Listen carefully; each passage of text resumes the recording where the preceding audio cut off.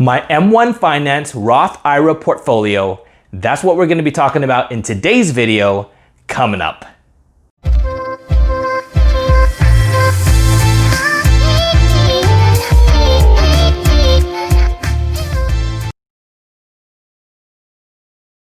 What's up everyone? Welcome back to my channel, Wolves of Investing. My name is Donnie Nguyen and I'm the founder of Wolves of Investing. If you're new, my channel is primarily about investing in the stock market. If you want to learn how to achieve financial freedom through investing, be sure to click on that subscribe button and notification bell if you haven't yet. I recently transferred a large portion of my Roth IRA from TD Ameritrade to M1 Finance. So in today's video, I'm going to be talking about my M1 Finance Roth IRA portfolio. The reason I made the transfer was that TD Ameritrade currently does not have fractional share investing. So I decided to go with M1 Finance, which is a brokerage I've been using for a while and I really love their platform. I still like TD Ameritrade and I kept some of my money back on TD Ameritrade, but I just really wish that they had fractional share investing. And when I did my transfer, M1 Finance had a transfer bonus promotion going on.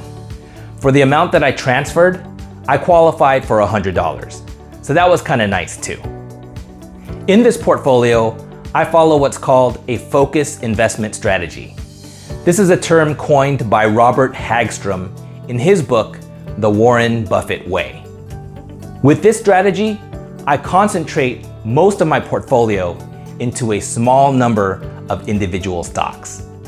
So without further ado, let's get right into the portfolio.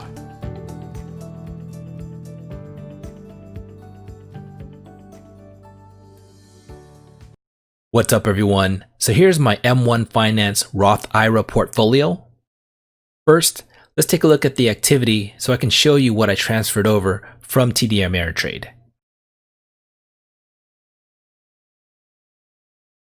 Scroll to the bottom.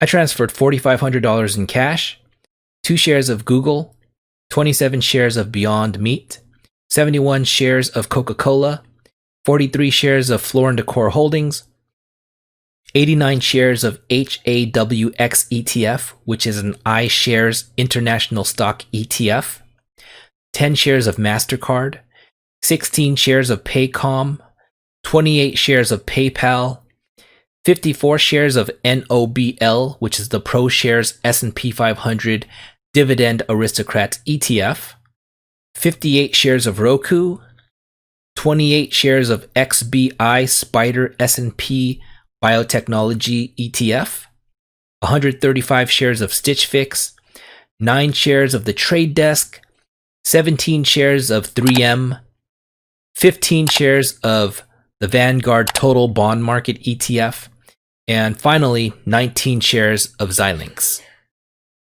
When I set up my portfolio, I left out Xilinx and HAWX ETF. So on June 26, M1 sold all of my shares of Xilinx and HAWX and used all the cash in my account. So the $4,500 I had in cash, plus the cash from those two sales, to redistribute to my other holdings based on my portfolio targets. A few days later, I did a rebalance on June 29th because I wanted to get my portfolio closer to my targets. And one of the cool things about doing a rebalance in a Roth IRA is that I don't have to worry about the tax consequences of any of the sales. So in my taxable account on M1 Finance, I probably will never use the rebalance feature. So on June 29th, I made some sales on 7 of my holdings. I sold some Paycom, some PayPal, Roku, the XBI ETF, Google, the Trade Desk, and the NOBL ETF. And with the proceeds from those sales, I added to 7 of these holdings: Beyond Meat, MasterCard, Floor & Decor Holdings, 3M, Coca-Cola, Stitch Fix, and the Vanguard BND bond ETF. On July 2nd, I did make a major move in my portfolio. I decided to sell all my shares of Google and replace those shares with Facebook and Nvidia. The reason I sold Google was because their Q1 earnings weren't that great, whereas Facebook and Nvidia had a really outstanding Q1.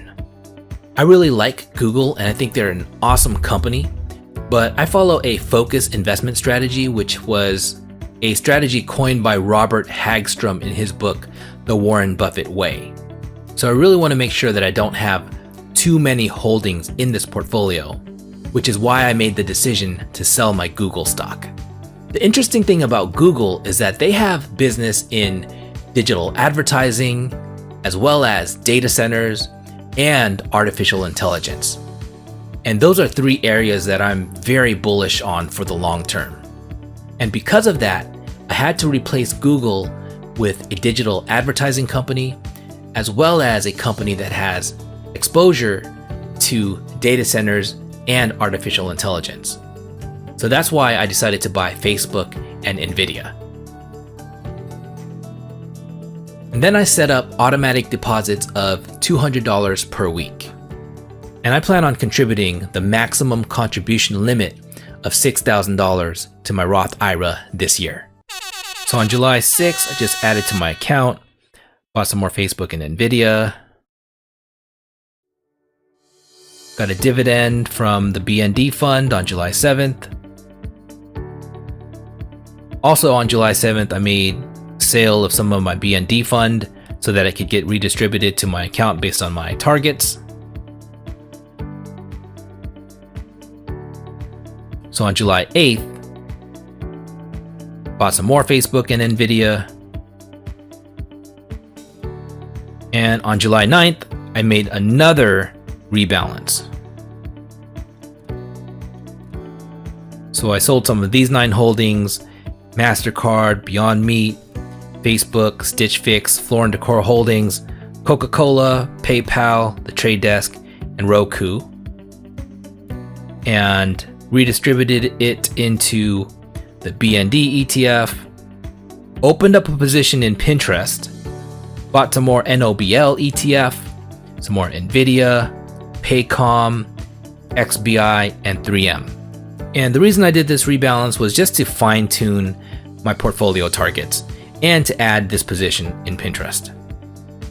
Then on July 14th, bought some more Nvidia in Pinterest.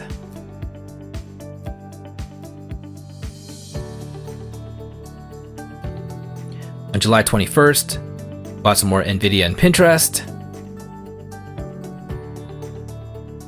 And finally on July 28th, I bought more Pinterest and more Stitch Fix.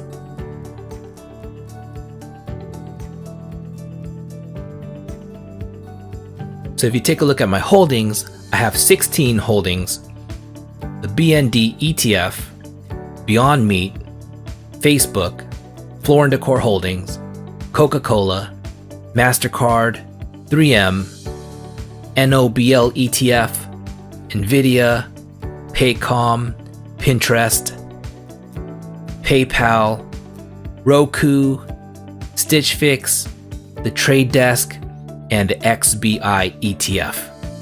And the 14.86% return is based on the cost basis, which did transfer over from TD Ameritrade. So I thought that was pretty cool. The cost basis will transfer over from certain brokerages, but not all brokerages. And they have a listing of those brokerages on the M1 Finance site. So now let's head back over to the portfolio. My portfolio is up 6.9% all time from the start of my transfer. And this is based on the starting value on June 29th, which is $57,475.35. My current value is $62,283.30. So let's take a look at my pie.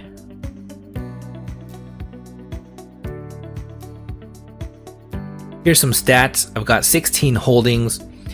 My expense ratio is 0.04%, and that's because of the few ETFs that I have in my account. And my dividend yield right now is 0.99%. And my portfolio targets, I've got 20% target on the BND, 9% on Beyond Meat and Roku, 6% on Floor & Decor Holdings and PayPal, and 5% for the rest of my holdings. 3M, Coca-Cola, MasterCard, Nvidia, Paycom, NOBL ETF, XBI ETF. For my social media pie, my social media targets are a 50-50 split between Facebook and Pinterest. I've got Stitch Fix and the Trade Desk.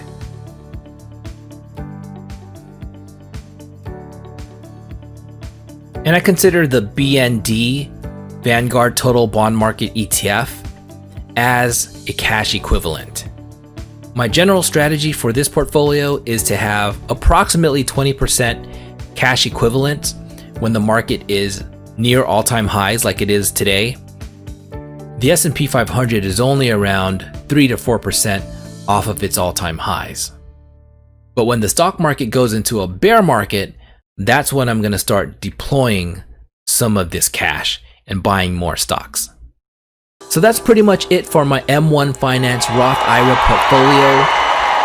Unlike my M1 Finance taxable account, I don't plan on giving monthly updates on my Roth IRA.